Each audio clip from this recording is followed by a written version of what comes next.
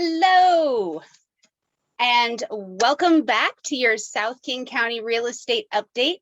My name is Sarah Eggleston with John L. Scott, Stone Egg Realty at John L. Scott, and I am here to bring you your South King County real estate news for the week. All right, we'll go ahead and jump right into the slides here. So, thank you so much for joining me for this week's South King County Real Estate Update. Today is August 27th.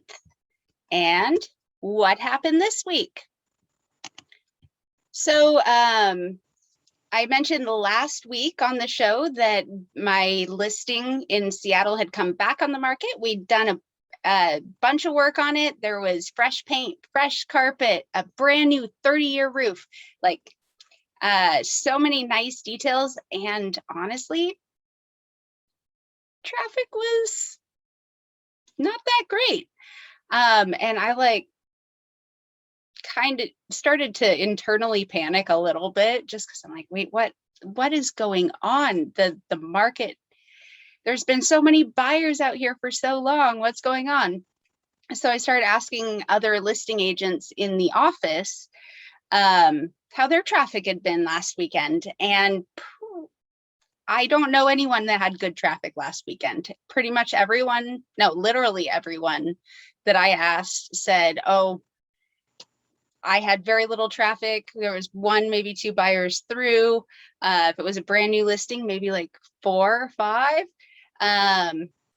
But absolutely nothing like what we've been seeing the past several months. So summer is coming to a close. I know some schools have already started, others are starting next week. And it's been just the housing market's been crazy all year, and then like the last weekend or two, we were looking around like where did the buyers go? And I guess they went on vacation, or they're getting ready for back to school, doing some back to school shopping, and have just put the house hunt on pause for right now.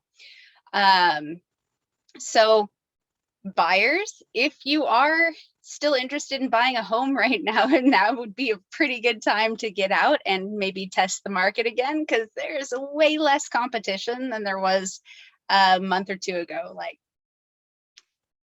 now's a good time to go shopping. So I just thought that was really interesting how in our area the showing traffic had just dropped off at pretty much every price point. So I expect that'll jump up again in the next week or two a little bit, just as people get settled back in school. They're getting home from their vacations, and fall is settling in. So people may want to try and secure their home before the weather turns bad. So I mentioned this last week, but it did go into effect on Monday. So I thought I'd bring it up again. There is a mask ordinance back in effect that went into effect on Monday, this past Monday. So in a real estate setting, everybody has to be wearing masks, vaccinated or not, whether you're in an office, in a home doing a showing or inspection or walkthrough or anything like that. Open houses, everyone needs to be masked and try and distance as much as possible. And in addition, if the seller requests certain things, I mean, this is true anytime. If a seller requests certain things to be done during showings, you try and accommodate that.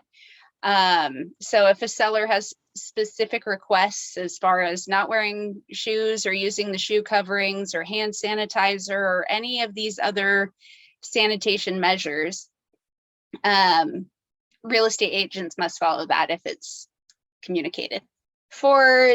This was from the National Association of Realtors. This came out just a few days ago, but this is for July stats. So anytime we're talking about statistics, the numbers are lagging a bit because you can't record the numbers until they've already happened. So usually when we're talking about month statistics, we're running a month behind. So for July, 23% of existing home sales were cash buyers. So that is a significant increase from 16% a year ago in July. And there's a few different reasons for that, but I will get a little bit further into that in a minute. It peaked in April of 25% of home buyers were cash buyers. And this is National Association of Realtors. So these are national numbers we're looking at. So sellers often prefer cash sales because it's much more likely that a cash sale will close than one that is obtaining financing. There's just fewer hurdles. And increasingly, one thing we're seeing is these iBuyers or instant buyers or institutional buyers and fintech companies, financial tech, that are stepping into the market. And this is kind of a new concept. So I'm still learning about this one myself, but there are some companies out there that are providing cash for the buyer to purchase the home cash, but then the financial company owns the home and the buyer pays their mortgage to this financial tech company. And if the buyer defaults, then the financial tech company gets the home and they can resell it. So here's a graph of percentage of cash sales compared to all home sales for existing homes. So you can see it peaked up here in April and we're at 23%, but that's still pretty high, in my opinion, for cash buyers.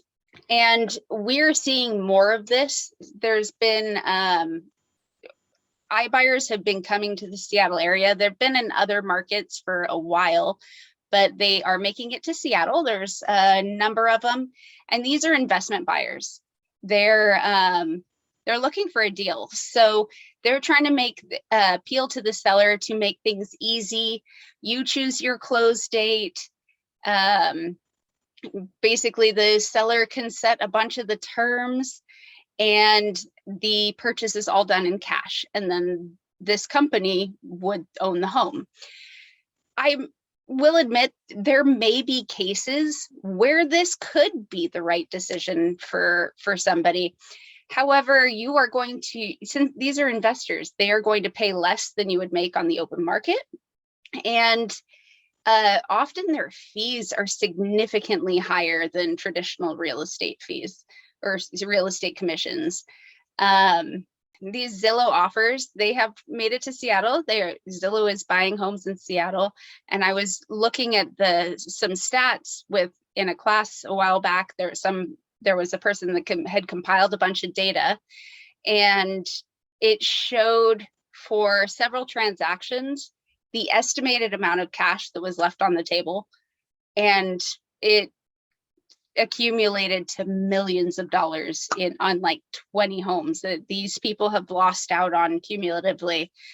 And who knows? There is a point at which there is a price for convenience, and sometimes that price is high and some people are willing to pay that, but you will most likely earn way more on the back end, like if you just go on the market. I actually do have a program if you think that one of these iBuyer solutions is right for you. I am part of a program that we take your address and send it off to a number of different investors. Then they send their offers back and you can look them over, and if you like one of them, you can accept it. So I do have some options to get in an investment buyer if that is your preference. However, for most people, they choose to not go that direction in the end. And even if they had some interest in the beginning, they realize how much cash they would be leaving on the table in that situation and choose to just go on the market. So apparently the cost of obtaining these cashback offers for those companies that are giving the cash to buyers and the buyers are purchasing a home, it's less than a percentage more on the interest rate. So it's really not that much higher. It is higher, but not that much higher. But there's a buyer that's ready to purchase the home if the buyer does not secure a mortgage and pay this company the money that they're owed for fronting the cash. So cashback offers from iBuyers and iBuyer and fintech companies likely to grow due to tight supply. So these things are, cash offers are very enticing to sellers. And this is one way that people can offer a cash offer without having those funds readily available in their bank account. So I think we will see more of this as we go on, but yeah, there is a cost for that convenience. But all of this is due to a lack of supply, like the whole supply and demand thing. Demand is through the roof because there's a lack of supply. And you can see the red here is the housing supply gap. In the recession here, we had a ton of extra houses just sitting on the market. But since then, we have had a housing gap, and we are just really short on the number of houses that we could use right now for the number of people that can qualify for homes and want to buy. These fintech companies are definitely going to become more in the forefront in the real estate industry in Seattle. There's an estimated gap of 6.8 million homes over the past 20 years. So our current supply gap is about 1.85 million homes across our nation, which means that it's a valuable resource. And that is a good place for all these investors to put their money at this time. First-time home buyers have been edged out of the market in a highly competitive environment. As of July 2020, the share of first-time home buyers fell to 30% from 34% 1 year ago. So as these institutional buyers, investment buyers are becoming more to the forefront, that's pushing more of these first-time home buyers out because they just can't get their foot on that first rung. Existing home sales rose in July. Inventory ticked higher. Sales of previously occupied homes rose for the second consecutive month in July, but it's not that much ahead of where we were a year ago. This was actually pretty interesting. Existing home sales rose 2% last month from June, but the median house price has climbed 17.8% from a year ago, but the all-time high was set in June.